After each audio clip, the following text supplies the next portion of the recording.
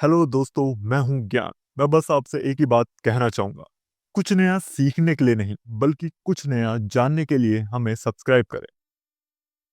तो दोस्तों, सबसे पहले मैं जो जानकारी आपको बताने वाला हूं वो है ऑस्ट्रेलिया से। तो जैसे कि आपको दिख ही रहा है, breakthrough as Australian scientist produce kangaroo embryo using IVF for first time. It's the first time a kangaroo embryo has been produced through the injection of a single sperm cell into an egg.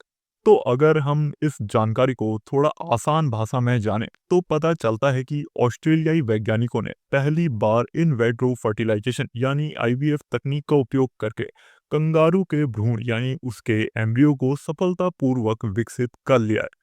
इस उपलब्धि से संकटग्रस्त प्रजातियों को बचाया जा सकता है, ऐसा वैज्ञानिकों का मानना है। और मानना भी सही है, बिल्कुल बचाया जा सकता है। और उन्हें न केवल बचाया जा सकता है, बल्कि उनका संरक्षण किया जा सकता है और उनकी जनसंख्या में वृद्धि भी की जा सकती है। तो फिलहाल इस खास रिसर्च में शोधकर्ताओं ने पूर्वी ग्रे कंगारुओं के अंडाणु यानी उनके एग्स और शुक्राणु यानी उनके स्पर्म्स को एक जगह पर एकत्रित किया और फिर प्रयोगशाला में आईवीएफ नाम की इस जबरदस्त प्रक्रिया की मदद से इन्हें फर्टिलाइज किया, जिसके बाद एक भ्रूण का निर्माण हो पाया। अब भ्रूण का निर्माण हो गया है तो बच्चे का भी निर्माण हो ही जाएगा, यानी बच्चा भी विकसित हो ही जाएगा।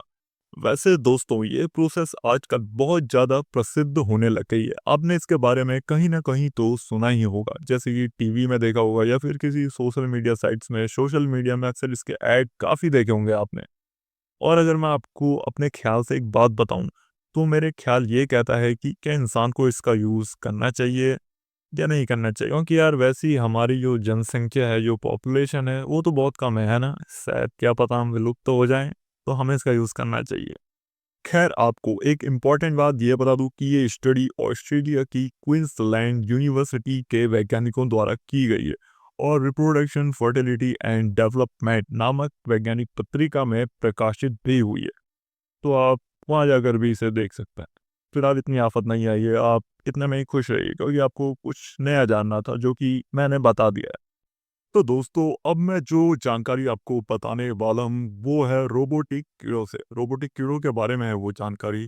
तो MIT scientist build tiny robotic insect drones to aid pollination.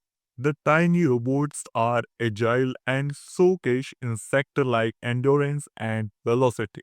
तो आसान भाषा में बात यह है कि MIT के वैज्ञानिकों ने एक छोटा रोबोट विकसित किया है जो कीड़ों की तरह पंख फड़फड़ाता है और उड़ता भी है। इसका वजन केवल 750 मिलीग्राम है, जो एक छोटे कागज के टुकड़े से भी हल्का है। ये रोबोट 1000 सेकंड यानी 16 मिनट से भी ज्यादा तक, मतलब इतने समय से भी ज्यादा तक, कि हवा में घूम सकता है, मंडरा सकता है, जो अन्य रोबोटों की तुलना में 100 गुना ज्यादा है। यानी ये टाइम 100 गुना ज्यादा है।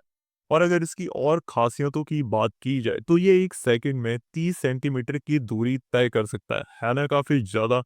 और इसकी बहुत सारी खासियतें हैं, जैसे कि ये जटिल रास्तों पर तेजी से उड़ सकता है, कलाबाजियां खा सकता है और तेजी से ऊंचाई में चढ़ सकता है। वैसे इसे चढ़ने की जरूरत नहीं है, क्योंकि ये तो उड़ता है।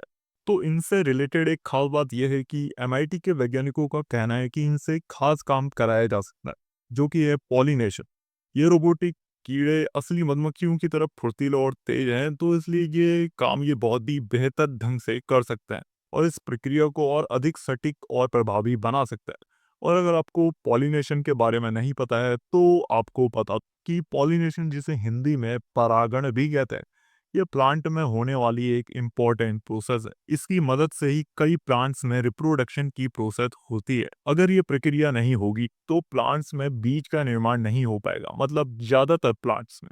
और बीज का निर्माण नहीं होगा तो एक नया प्लांट कैसे बनेगा, अब आप ही बताओ। और इसीलिए ये कहा जा रहा है कि इन रोबोटिक कीड़ों का उपयोग विशेष रूप से उन क्षेत्रों में किया जा सकता है जहां नेचुरल पॉलिनेटर कीड़ों की संख्या कम हो रही है। इनकी मदद से किसान नियंत्रित वातावरण में फल और सब्जियां उगा सकते हैं, जिससे फसलों के उत्पादन में वृद्धि हो पाएगी और मौसम की प्रतिकूलताओं का प्रभाव भी कम होगा। हालांकि ये रोबोटिक कीड़े अभी भी परीक्षण चरण में हैं और व्यावसायिक उपयोग के लिए उपलब्ध होने में कुछ समय लग सकता है। फिर भी ये तकनीक भविष्य में कृषि और पर्यावरण संरक्षण में महत्वपूर्ण भूमिका निभा सकती है। दोस्तों मुझे बहुत बहुत खेद है कि इस वीडियो में मैं आपको केवल 2 ही जानकारियों को जानवा पाया, लेकिन मैं आने वाली वीडियोस में और भी ज़्यादा जानकारी लेकर आऊँगा। तो मिलेंगे अगली वीडियो में, तब तक के लिए गुड बाय नहीं सॉरी बाय बाय।